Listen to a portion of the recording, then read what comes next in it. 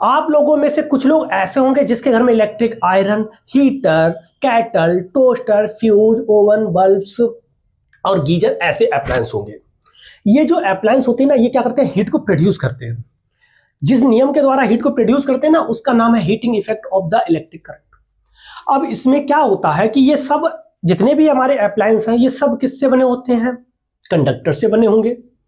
अब ये जितने भी कंडक्टर से बने होते हैं ना, तो जब इसमें इलेक्ट्रिक करंट पास होती है तब हीट प्रोड्यूस होने लगती है, और जैसे जैसे हीट प्रोड्यूस होती है वैसे वैसे ये क्या होते हैं, गर्म होने लगते हैं।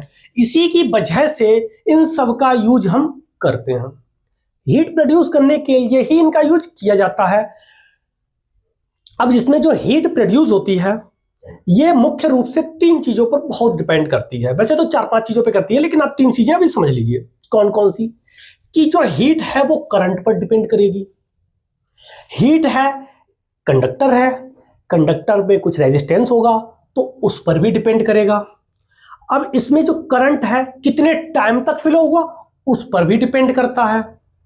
तो यहां से 3 इक्वेशन बन के आती हैं, कौन कौन सी। Heat is proportional to square of the current, heat is proportional to the resistance, heat is proportional to the time. ठीक, अब जब यहां से H तो H, I square R T, I square R T. अब ये जो प्रोपोर्शनल का साइन होता है इसको हटा के हम बराबर का साइन लगा देते, तो यहां से H बराबर आई स्क्वायर आर टी आ जाता है। ठीक ठीक। अब यहां पर जो इसकी करंट होती है वो हमेशा एम्पियर में, रेजिस्टेंस जो होता है वो हमारा ओम में, और जो टाइम होता है वो हमेशा सेकंड में रहेगा, एसआई में रहेगा। ठीक है ना। ठीक। अब जब इसका आप क्या क्या लिखोगे, एम्पियर स्क्वायर, ओम, सेकंड, इतना ना लिखे, इसका एक और यूनिट होती है जिसका नाम है जूल, लिख सकते हैं आप। अब जब जूल है तो ये क्यों है, क्योंकि इसे एक जूल ने दिया था, तो इसीलिए इस लॉ को हम जूल्स लॉ भी कहते हैं। This law is known as Joule's law. अगर आपसे कोई भी जूल्स लॉ पूछ ले तब भी आपको यही लिखना है। अगर आपसे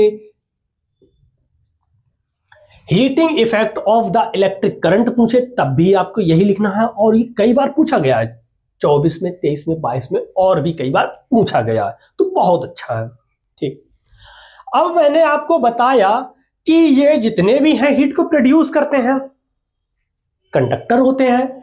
अब ये कंडक्टर होते हैं तो कौन से कंडक्टर होते हैं, किस मटेरियल से बने होते हैं, ये जो होते हैं वो हमारे सारे के सारे एलॉयज होते हैं, मिश्र धातुएं होती हैं। मिश्र धातुएं ही क्यों लेते हैं, उसके पीछे का रीजन है, क्योंकि जितनी भी हमारी एलॉयज होती हैं इनमें हाई रेसिस्टिविटी होती है। अब हाई रेसिस्टिविटी, रेसिस्टिविटी का मतलब क्या होता है वो भी समझ लो। देखो यहां पर देखना, पहले रेसिस्टिविटी क्या होती है, it is the property of the material, यानी कि ये एक प्रॉपर्टी होती है मटेरियल की, और इससे क्या होता है, ये करंट को रोकता है, करंट को आगे फ्लो होने से रोकता है। यानी कि करंट रुकेगी, और जैसे करंट रुकेगी वैसे ही ये हीट को ज्यादा प्रोड्यूस करेंगे। इसका मतलब है अगर हम हाई रेसिस्टिविटी वाले एलॉयज या कंडक्टर लेते हैं तो हीट ज्यादा प्रोड्यूस होगी, और वही हमें चाहिए कि हीट ज्यादा प्रोड्यूस हो और कम समय में हीट ज्यादा प्रोड्यूस होके हमें जो भी अप्लायंस है गर्म ज्यादा हो जाए। तो इसीलिए जितने भी हमारे अप्लायंस होते हैं उनमें हम एलॉयज का यूज करते हैं। क्यों करते हैं, क्योंकि इनकी हाई रेसिस्टिविटी होती है। ठीक ठीक। रेजिस्टिबिलिटी हाई होगी, इसका मतलब रेजिस्टेंस हाई होगा, रेजिस्टेंस हाई होगा तो इसका मतलब जल्दी गर्म हो जाएंगे, और जल्दी गर्म हो जाएंगे इसीलिए क्या होगा कि इनका यूज हम करते हैं। एक दूसरा, अगर इनको और ज्यादा हीट प्रोड्यूस करनी हो आपको तो क्या कर सकते हैं, आप करंट ज्यादा फ्लो कर दो, करंट को ज्यादा फ्लो कर दो। करंट को ज्यादा फ्लो कर दोगे हीट ज्यादा प्रोड्यूस होगी, क्योंकि ये उस पर प्रोपोर्शनल है, डिपेंड कर रही है। या ज्यादा टाइम तक कर दो तब भी हीट ज्यादा प्रोड्यूस हो जाएगी। हाँ, कभी कभी इतनी ज्यादा प्रोड्यूस मत कर देना कि जो अप्लायंस है वो खराब हो जाए, फूक जाए, इतनी ज्यादा भी नहीं करनी, हर किसी की एक सीमा होती है, तो उस हिसाब से इनका यूज करते हैं हम। और अप्लायंस का यूज क्यों करते हैं, एक मैंने बता दिया आपको क्यों करते हैं, क्योंकि इसकी हाई रेसिस्टिविटी होती है।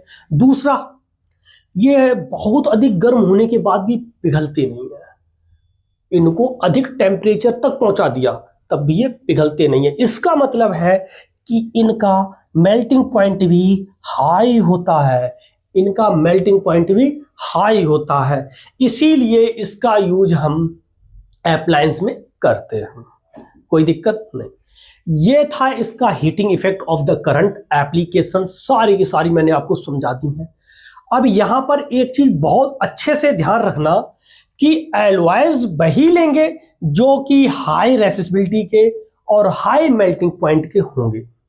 ठीक, यहां से ऑब्जेक्टिव कई बार आते हैं, पूछ भी लेता है, तो इसको आप लिख लेना। और अगर आपसे अब heating effect of the current से रिलेटेड कोई भी क्वेश्चन आ जाएगा, आपको यहीं से मिल जाएगा। अब हम करने जा रहे हैं न्यूमेरिकल्स, उसके लिए इसको लिखना पड़ेगा, लिख लीजिए इसको, फिर करते हैं न्यूमेरिकल्स।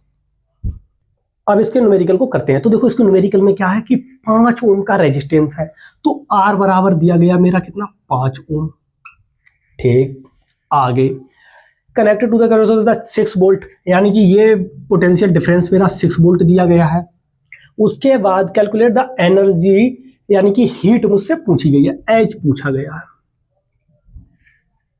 अभी अभी मैंने फॉर्मूला पढ़ा है, H बराबर क्या होता है, I² RT। ठीक, और वो भी कितने सेकंड में, 10 सेकंड में। तो टीवी दिया गया हमारा, टीवी कितना दिया, 10 सेकंड।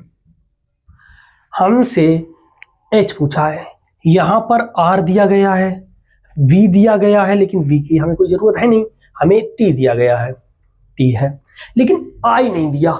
I के लिए क्या करेंगे हम, V बराबर IR फॉर्मूला होता है, वहां से हम I निकालेंगे। तो I बराबर यहां से क्या आता है, V अपॉन R।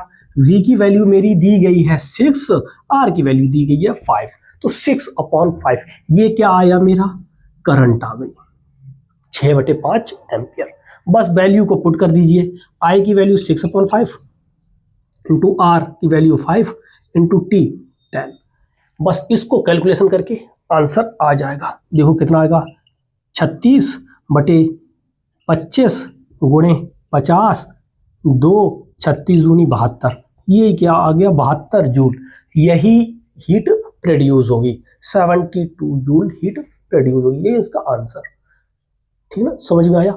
ऐसा ही सेम डिट्टो इधर ये क्वेश्चन और है, क्या कि एक हमारा हीटर है जिसमें रेजिस्टेंस हमारा 44 ओम और इसमें वोल्टेज जो दिया गया है, पोटेंशियल डिफरेंस, वो 220 वोल्ट दिया गया है।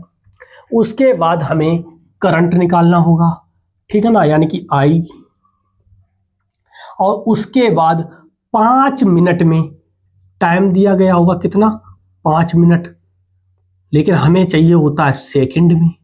हमें क्या चाहिए होता है, सेकंड में। 1 मिनट में कितने सेकंड होते हैं, बोलोगे 60 सेकंड होते हैं, तो टाइम मेरा कितना हो गया, 300 सेकंड। ठीक है, यहां तक कोई दिक्कत नहीं। और क्या निकालना है, यहां से हीट निकालनी है, यानी कि H निकालनी है, कुछ नहीं करना है। I बराबर वहीं से V अपॉन R रखना है। V कितना दिया गया है, 220 बटे R कितना दिया गया है, 44। काट दीजिए, कितना आ जाएगा, 5, क्या होता है, एम्पियर। तो क्या हो गया, 5 एम्पियर करंट आ गई। पहला पार्ट तो सॉल्व हो गया। सेकंड पार्ट के लिए क्या करेंगे हम, सेकंड पार्ट के लिए देखो हीट H निकालना है। H बराबर क्या होता है, I² RT। I की वैल्यू कितनी आई, 5, तो 5 का स्क्वायर गुणे R कितना है, 44 गुणे T कितना है, 300। इन सबको मल्टीप्लाई करेंगे, देखो कितना आता है, 25 गुणे 44 गुणे 300। ठीक, 25 चौकू 100 बचे 10, 25 चौकू 100 और 110 गुणे 300, 11 तिया 33 और उसके बाद 4 जीरो। यही क्या होगा मेरा आंसर, यही क्या हो गया आंसर। इतने क्या है, ये H है, तो इसको किस में लिखेंगे, जूल में लिखेंगे।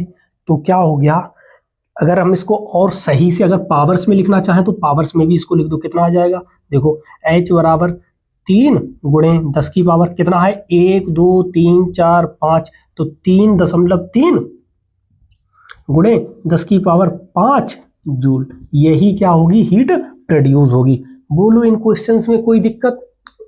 ऐसे ही क्वेश्चंस पूछे जाते हैं और भी इनसे रिलेटेड क्वेश्चंस पूछे जाते हैं, वो करेंगे हम अगले लेक्चर में। तब तक के लिए इनको लिख लीजिए, ठीक है। और ऐसे ही क्वेश्चंस आते भी हैं, स्क्रीनशॉट ले लो इसका, फिर करेंगे हम अगले क्वेश्चंस को, अगला टॉपिक को।